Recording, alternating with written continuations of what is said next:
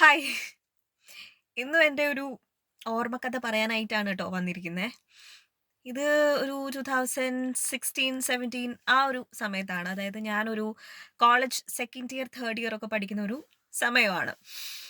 അപ്പോ ആ ഒരു സമയത്താണ് ഞാൻ ഏറ്റവും കൂടുതൽ യൂട്യൂബ് എന്ന് പറയുന്ന ഒരു ആപ്ലിക്കേഷൻ എന്നുള്ള ഒരു പ്ലാറ്റ്ഫോമിനെ കുറിച്ച് കൂടുതൽ കേൾക്കുന്നതും, അറിയുന്നതും, അതിനകത്തില് കൂടുതൽ വീഡിയോസ് കാണുന്നതും, പാട്ട് കേൾക്കാനായിട്ട് തുടങ്ങുന്നതും, അതിനകത്തിലെ ഇന്റർവ്യൂസ് കാണുന്നതും, അതിനകത്തിലെ എന്ത് പരിപാടികളുണ്ടെങ്കിലും കാണാനായിട്ടൊക്കെ തുടങ്ങുന്നതും ഒക്കെ ആ ഒരു ടൈമിലാണ്. അപ്പോ എന്താ പറയാ, ടിവിയൊക്കെ കുറച്ച് കാണാനായിട്ട് കുറച്ച് അപ്പഴേ ഒന്ന് കുറവായി തുടങ്ങി. എന്നുവെച്ചാല് നമ്മള് കുറച്ചുകൂടെ ഫോൺ കാണാ വീഡിയോസ് കാണാൻ ഫോൺ യൂസ് ചെയ്യാനും, അല്ലെങ്കിൽ യൂട്യൂബില് കൂടുതൽ വീഡിയോസ് കാണാനും അങ്ങനത്തെ പരിപാടിയൊക്കെ ആയി.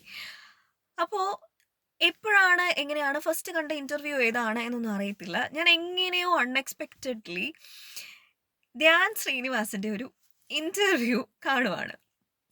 അപ്പൊ ഈ ഇന്റർവ്യൂ കണ്ടപ്പോഴേക്കും എനിക്ക് ഭയങ്കരായിട്ട്, പൊതുവെ എനിക്ക് ഇന്റർവ്യൂസ് കാണാൻ ഭയങ്കര ഇഷ്ടമുള്ള ഒരാളാണ്. അപ്പൊ ഞാൻ ഈ ഒരു ധ്യാൻ ശ്രീനിവാസന്റെ ഏതോ ഒരു ആദ്യം കണ്ട ഈ വീഡിയോ ഏതാണെന്ന് എനിക്ക് ഓർമ്മയില്ല. പക്ഷേ ഏതോ ഒരു ഇന്റർവ്യൂ കണ്ടിട്ട് ഞാൻ ഭയങ്കരായിട്ട് പൊട്ടിച്ചിരിക്കുകയാണ്. ആൻഡ് അങ്ങനെ ഭയങ്കരമായിട്ട് എനിക്ക് ഇഷ്ടപ്പെട്ടിട്ട് അദ്ദേഹത്തിന്റെ വരുന്ന, അതായത് ഒരു വീഡിയോ നമ്മൾ കണ്ടു കഴിയുമ്പോഴത്തേക്കിനും അടുത്തത് സജഷനിൽ ഉണ്ടാവുമല്ലോ. അപ്പോ ആ വീഡിയോ കാണുന്നു, അടുത്ത വീഡിയോ കാണുന്നു. അങ്ങനെ എന്താ പറയാ, ഓരോ ദിവസവും നമ്മള് കോളേജ് വന്ന് കഴിഞ്ഞ് കഴിഞ്ഞാല് ഇതാണ് എന്റെ മെയിൻ പരിപാടി. അപ്പൊ ഇങ്ങനെയാണ് സമയം കളയണത് മൊത്തം. അപ്പൊ ഫുൾ വീഡിയോസ് ഇരുന്ന് കാണുക. അദ്ദേഹത്തിന്റെ ആ ഒരു ടൈമില്, അതായത് 2016, 17 ആ ഒരു സമയത്ത് അവൈലബിൾ ആയിട്ടുള്ള എല്ലാ വീഡിയോസും, അല്ലെങ്കിൽ ഇന്റർവ്യൂസ് മാത്രല്ല, എന്ത് അദ്ദേഹം പറയുന്ന എന്ത് റിലേറ്റഡ് ആയിട്ടുള്ള കാര്യങ്ങൾ വന്നാലും അതൊക്കെ കുത്തിയിരുന്ന് കാണുക. അതാണ് എന്റെ മെയിൻ പരിപാടി എന്ന് പറയുന്നത്. അപ്പോൾ ഇങ്ങനെ കുറേ ഇന്റർവ്യൂസ് കണ്ട് കുറേ ചിരിച്ച്, അതായത് ഇപ്പോൾ സൂപ്പർ നൈറ്റിലെ ഇന്റർവ്യൂ ആയിക്കോട്ടെ, 113ലെ ഇന്റർവ്യൂ ആയിക്കോട്ടെ, അല്ലെ ഫ്ലവേഴ്സിന് വേണ്ടിയിട്ട് അടികപ്പ്യാരൊക്കെ ഇറങ്ങിയ ഒരു ടൈമാണ്. അപ്പോൾ ആ ഒരു അതിന് വേണ്ടിയിട്ട് കൊടുത്തിട്ടുള്ള പ്രൊമോഷണൽ വീഡിയോസിന്റെ ഇന്റർവ്യൂസ് ആയിക്കോട്ടെ, അങ്ങനെ ഏത് വീഡിയോ എടുത്താലും ഫുള്ള് ഞാനിരുന്ന് ചിരിക്കുന്നതുകൊണ്ട് തന്നെ എൻ്റെ സജഷൻസിലും ഹോം സ്ക്രീനിലും ഫുള്ള് ഇദ്ദേഹത്തിന്റെ എന്താ പറയാ, വീഡിയോസ് ആണ് കൂടുതലും വരാറുണ്ടായിരുന്നത്. അങ്ങനെ അപ്പൊ ഞാൻ എന്താ പറയാ, അപ്പം എനിക്ക് ഭയങ്കരമായിട്ട് ഒരു ഫാസിനേഷൻ തോന്നി. അതായത് കൊള്ളാലോ, മനുഷ്യൻ കൊള്ളാലോ, എന്ത് പറഞ്ഞാലും കോമഡി ആണല്ലോ, അപ്പം ഇഷ്ടംപോലെ കഥ പറയാനുണ്ടല്ലോ, ഭയങ്കര രസാണല്ലോ എന്നൊക്കെ ഉള്ളൊരു ഒരു ഫാസിനേഷൻ തുടങ്ങിയപ്പോൾ ഞാൻ കൂടുതലായിട്ട് ഇൻവെസ്റ്റിഗേറ്റ് ചെയ്യാൻ തുടങ്ങി. അപ്പം അദ്ദേഹത്തിന്റെ അതുവരെയുള്ള ഏത് വീഡിയോ എടുത്ത് നോക്കിയാലും നമ്മൾ ശ്രദ്ധിച്ചാലും നമുക്ക് മനസ്സിലാവും. അദ്ദേഹത്തിന്റെ അടുത്ത് ഗേൾ ഫ്രണ്ട് ഉണ്ടോ എന്ന് ചോദിച്ചു കഴിഞ്ഞാൽ അദ്ദേഹം പറയും, ഗേൾ ഫ്രണ്ട് ഇല്ല എന്ന് പറയും. അപ്പൊ ഞാൻ അദ്ദേഹത്തിന്റെ ഗേൾ ഫ്രണ്ട് ഉണ്ടോ എന്നറിയാൻ വേണ്ടിയിട്ട് എല്ലാ ഇന്റർവ്യൂസും കുത്തിയിരുന്ന് കാണുമായിരുന്നു. അദ്ദേഹത്തിന് എന്താ പറയാ, ഇപ്പൊ കറന്റ്ലി ഏതെങ്കിലും നടിമാരുമായിട്ട് റിലേഷൻഷിപ്പ് ഉണ്ടോ? ഏതെങ്കിലും നേരത്തെ സ്കൂളിൽ വെച്ചിട്ടോ അല്ലെ കോളേജ് വെച്ചിട്ടോ എപ്പോഴെങ്കിലും റിലേഷൻഷിപ്പ് ഉണ്ടായിട്ടുണ്ടോ? അല്ലെങ്കിൽ ഈ പറയുന്നത് പോലെ അല്ല പുറത്തെവിടെയെങ്കിലും റിലേഷൻഷിപ്പ് ഉണ്ടോ? അങ്ങനെ അദ്ദേഹവുമായിട്ട് അദ്ദേഹത്തിനെ കുറിച്ച് കിട്ടാൻ പറ്റുന്ന എല്ലാ ഇൻഫർമേഷൻസും ഞാൻ ഇങ്ങനെ വീഡിയോസും ന്യൂസും ഒക്കെ ഇങ്ങനെ കളക്ട് ചെയ്ത് ഇങ്ങനെ കണ്ടുകൊണ്ടും ഒക്കെ ഇരിക്കുമായിരുന്നു. അങ്ങനെ ഇരിക്കുന്ന ഒരു ഏപ്രിൽ മാസമാണെന്നാണ് എൻ്റെ ഓർമ്മ. അങ്ങനെ ഇരിക്കുന്ന ഒരു സമയത്ത് പെട്ടെന്ന് ഒരു ദിവസം ഞാൻ യൂട്യൂബ് എടുത്ത് നോക്കുമ്പോ എൻ്റെ ഹോം സ്ക്രീനിൽ ഞാനൊരു സാധനം കാണുകയാണ്. Dhyan Sreenivasan gets engaged with Arpitha Sebastian എന്ന് പറഞ്ഞിട്ട്. അപ്പൊ ഞാൻ ഞെട്ടിത്തരിക്കുകയാണ് ദൈവം. ഏഹ്! എൻഗേജ്മെന്റ് ആയോ എന്നുള്ളൊരു ഫീലായിരുന്നു. അപ്പോ എന്താ പറയാ, അങ്ങനെ ഞാൻ ആ ഒരു വീഡിയോ എടുത്ത് നോക്കുന്നു. അപ്പൊ ഞാൻ അത് അത് കഴിഞ്ഞിട്ട് അതിന്റെ അടുത്ത വീഡിയോ എടുത്ത് നോക്കുന്നു. അപ്പം കൂടുതല് അന്നത്തെ എൻഗേജ്മെന്റിന്റെ കുറേ വീഡിയോസ് വരുമല്ലോ. ഓരോ മീഡിയാസും ഇറക്കുന്ന ഓരോ വീഡിയോസ് ഉണ്ടാവുമല്ലോ. അപ്പൊ ഇങ്ങനെ ഫുൾ വീഡിയോസ് ഇരുന്ന് കാണുന്നു. എന്നിട്ട് ഞാൻ ഈ എന്താ പറയാ, അർപ്പിതേനെ കുറിച്ചിട്ടുള്ള എന്താ പറയാ ഡീറ്റെയിൽസ് ഒക്കെ, അപ്പൊ ഞാൻ നോക്കിയപ്പോഴത്തേക്കും അങ്ങനത്തെ ഡീറ്റെയിൽസ് ഒക്കെ വരുന്നത് 10 വർഷത്തെ റിലേഷൻഷിപ്പ് ആയിരുന്നു. ഐടി ഉദ്യോഗസ്ഥയാണെന്നൊക്കെ പറഞ്ഞിട്ടുള്ള കുറേ വീഡിയോസൊക്കെ ഓൺലൈൻ മീഡിയാസൊക്കെ കൊടുത്തിരിക്കുകയാണ്. 10 വർഷമായിട്ടുള്ള റിലേഷൻഷിപ്പ്. അപ്പൊ ഇദ്ദേഹം ഒരു ഇന്റർവ്യൂവിലും റിലേഷൻഷിപ്പ് ഉണ്ടെന്ന്, ഗേൾ ഫ്രണ്ട് ഉണ്ടെന്നോ ഒന്നും പറയുന്നില്ലല്ലോ. അപ്പൊ ഞാൻ ദുഷ്ടാ അങ്ങനെ.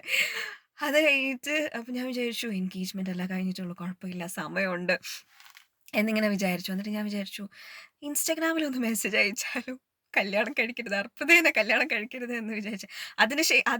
അതിന് ശേഷമാണ് ഞാൻ ഈ പറയുന്നത് പോലെ കൂടുതലായിട്ട് ഇൻവെസ്റ്റിഗേറ്റ് ചെയ്തത്. അതായത് ഇവരുടെ എത്ര വർഷമായിട്ടുള്ള റിലേഷൻഷിപ്പ് ആണ്, എങ്ങനെയാണ് പരിചയപ്പെട്ടത്, അങ്ങനത്തെ കാര്യങ്ങളൊക്കെ കൂടുതലായിട്ട് അപ്പം കുറേ ഓൺലൈൻ വീഡിയോസൊക്കെ കണ്ടിട്ട് മനസ്സിലായി 10 വർഷം എന്തോ അടുപ്പിച്ചുള്ള റിലേഷൻഷിപ്പ് ആണ്, കോളേജിലെ ഫ്രണ്ട് ആയിരുന്നു, അങ്ങനെ ഇങ്ങനെയൊക്കെ ഉള്ള കുറേ ഇൻഫർമേഷൻസ് ഒക്കെ കിട്ടിയത്. അപ്പൊ ഞാൻ പറഞ്ഞു, "വേണ്ട 10 വർഷമായിട്ടുള്ള റിലേഷൻഷിപ്പ് ഒരു കാര്യമില്ല, ചെന്നിട്ട് ഒരു കാര്യമില്ല." പിന്നെ ഞാൻ വിചാരിച്ചു, വിനീത് ശ്രീനിവാസനെ ഒന്ന് വിളിച്ച് നോക്കിയാലോ, ഒന്ന് മെസ്സേജ് അയച്ച് നോക്കിയാലോ, ഈ കല്യാണം കുറച്ച് നാളത്തേക്കിനൊന്ന് നിർത്തിവെക്കാൻ പറ്റുമോ അങ്ങനെ എന്തെങ്കിലും ചോദിച്ചിട്ട് എന്നൊക്കെ വിചാരിച്ചിട്ട്. എന്ന് വെച്ചാൽ ഇയാളൊരു കോളേജ് ഗോയിങ് ഗേൾ ആണല്ലോ. അപ്പൊ നമ്മളങ്ങനെ കൂടുതലായിട്ടൊന്നും ചിന്തിക്കുന്നില്ല. എന്ന് വെച്ചാൽ നമ്മൾ ഇമ്മീഡിയറ്റ്ലി അങ്ങനത്തെ തോട്ട്സ് ആണ് നമുക്ക് മനസ്സിൽ വരുന്നത്. കല്യാണം ആയി എന്ന് പറയുമ്പോഴേക്കും നമ്മൾ അയ്യോ എന്തെങ്കിലും ചെയ്യാൻ പറ്റുമോ എന്നൊക്കെ ഉള്ളൊരു ഫൺ ആയിട്ടുള്ളൊരു ഒരു തോട്ട്സ് ആണ് അപ്പോൾ വരുന്നത്. അങ്ങനെ നമ്മള് ഞാനിങ്ങനെ കുറേ ഇങ്ങനെ ആലോചിച്ചു. അപ്പൊ അവസാനം തീരുമാനിച്ചു വേണ്ട. 10 വർഷമായിട്ടുള്ള റിലേഷൻഷിപ്പാണ്. പുള്ളിക്കാരിനെ ഒന്ന് വിട്ടിട്ട് പുള്ളിക്കാരൻ എന്തായാലും എൻ്റെ അടുത്ത് വരാനൊന്നും പോകുന്നില്ല. അതുകൊണ്ട് നമ്മളിപ്പോ തൽക്കാലം അടങ്ങാൻ തീരുമാനിച്ചു. അങ്ങനെ ഞാൻ അദ്ദേഹത്തിൻ്റെ അവൈലബിൾ ആയിട്ടുള്ള എല്ലാ എൻഗേജ്മെന്റിന്റെ വീഡിയോസും ഒക്കെ ഇങ്ങനെ കണ്ട് സമാധാനപ്പെട്ടു. പിന്നെ അപ്രതീക്ഷിതമായിട്ട് ഈ പറയുന്നത് പോലെ എന്താ പറയാ, ഒരു ദിവസം ഞാൻ വീണ്ടും യൂട്യൂബ് എടുത്ത് നോക്കിയാണ്. അപ്പം എന്റെ ഹോം സ്ക്രീനിൽ ഈ പറയുന്ന പോലെ ധ്യാൻ ശ്രീനിവാസനാണ് എപ്പോഴും വരാറുള്ളതെന്ന് ഞാൻ പറഞ്ഞില്ലേ. അപ്പൊ ഞാൻ നോക്കിയപ്പോഴേക്കും Dhyan Sreenivasan ties knot to Arpitha Sebastian എന്ന് പറഞ്ഞൊരു വാർത്ത കണ്ടു. അതെടുത്ത് നോക്കിയപ്പോൾ സമാധാനമായി. ശുഭം തീരുമാനമായി. കല്യാണമായല്ലോ. അപ്പൊ അങ്ങനെ കല്യാണത്തിന്റെ വീഡിയോ പിന്നെ ഈ അതിനായിട്ട് റിലേറ്റഡ് ആയിട്ടുള്ള കുറേ വാർത്തകള് ഒക്കെ കുത്തിയിരുന്ന് കണ്ടു. സമാധാനമായി, സംതൃപ്തിയായി.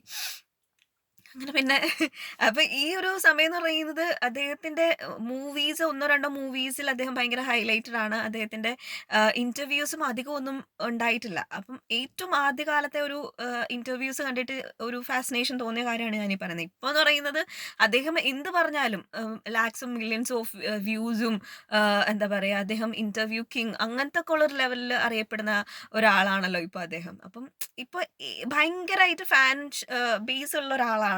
പക്ഷെ ഞാൻ ഈ പറയുന്ന ഒരു ഫാൻ ഗേൾ എന്ന് പറയുന്നത് ആദ്യകാലം, അതായത് ഏറ്റവും ആദ്യകാലം എന്താ പറയാ, അദ്ദേഹത്തിന്റെ ഇന്റർവ്യൂ കണ്ട് ഫണ്ണ് ആയിട്ട് ഫീൽ ചെയ്തിട്ട് അല്ലാതെ പൊട്ടിച്ചിരിച്ചിട്ട് ഫാൻ ഗേൾ ആയിട്ടുള്ള ഒരാളാണ് ഞാൻ.